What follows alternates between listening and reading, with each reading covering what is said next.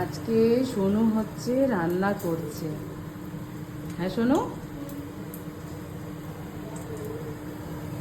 এখানে বানাচ্ছে আলুর পকোড়া। আজকে হলো বাড়িতে কেউ নেই, শুধু সোনু, আমি আর বাবা আছি। আর সবাই বাইরে গেছে, তো তাই আজকে ভাবলাম যে আজকে একদম শর্টকাটে রান্না করে খাওয়া দাওয়া করি। তো আজকে সমস্ত কিছু রান্না করেছে আমাদের মিস সোনিয়া। তো এখানে পকোড়া ভাজা প্রায় প্রায় হয়ে যাচ্ছে। আরও আছে না? আরও ভাজবি?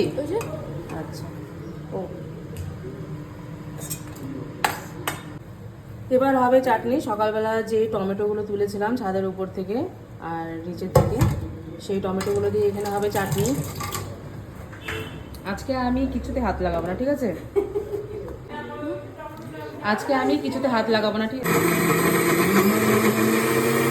চাটনি হয়ে গেল। খেতে তো টেস্টি হবে মনে হচ্ছে, নাকি? এখনই খাবো? হ্যাঁ। আর কি বানাইছিস সাথে বল? আলু সিদ্ধ, পকোড়া আর চাটনি। আচ্ছা, ঠিক আছে। হঠাৎ মঠাৎ একদিন আলু সিদ্ধ ভাতও খাইতে হয় না। তো আমাদের সোনু এবার ভাত বাড়ছে আমাদের সবার জন্য। আসলেও কি কি বানিয়েছিল আমি দেখিনি, ঘরে ছিলাম না কিছুক্ষণ। বাড়তালে, হ্যাঁ। আমাদের সোনু হলো প্রথমবার এবার সবাইকে রান্না করে খাওয়ালো, তাও সিদ্ধ ভাত, চাটনি আর পকোড়া। এটাই যথেষ্ট। এটাই ও কোনোদিন করেনি, জীবনে প্রথমবার। অ্যাকচুয়ালি ও রান্নাঘরে ঢুকতেই চায় না, ও ঘরের গোছাগুছি এসব কাজ করে নেবে, কিন্তু ও রান্না করবে না। ওর কথা হলো এটা। কিন্তু আজকে যেমনই হোক ও সিদ্ধ ভাত হলেও সবাইকে আজ করে খাওয়ালো, এটাতেই আমি অনেক খুশি। চলো এবার আমরা খাওয়া দাওয়া করি, খুব খিদেও পেয়েছে। আর এরকম গরম গরম সিদ্ধ ভাত ঘি দিয়ে খেতে দারুণ লাগে, সাথে চাটনি আছে আর পকোড়া আছে, আর কোনো কথাই নেই। পাড়াতে আজ হচ্ছে বিপত্তারিণী পুজো, আর মা আর অনায়া একদম উপোস আছে।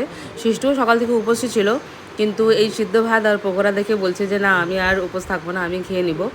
আর অনায়া আর মা তো উপোসই আছে, মারা আছে মন্দিরে। আর রাতে সবার ওখানেই খাওয়া দাওয়া হবে, খিচুড়ি লাবড়া ওখানে রাতে হয়ে যাবে, সবাই ওখানেই খাওয়া দাওয়া করব। তাই ভাবলাম যে আজ দুপুরবেলা এরকম করে সিদ্ধ ভাত রান্না করেই খাই। আর মাঝে মধ্যে এরকম করে আলু সিদ্ধ ঘি দিয়ে গরম গরম ভাত খেতে কিন্তু দারুণ মজা হয়। তো এবার খাওয়া শুরু করি।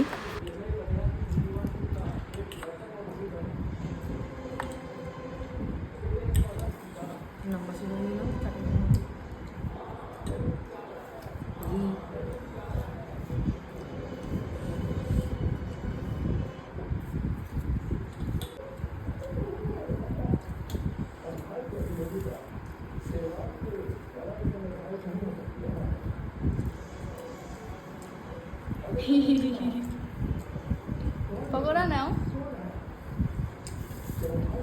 তুই রান্না করছিস, নিব না?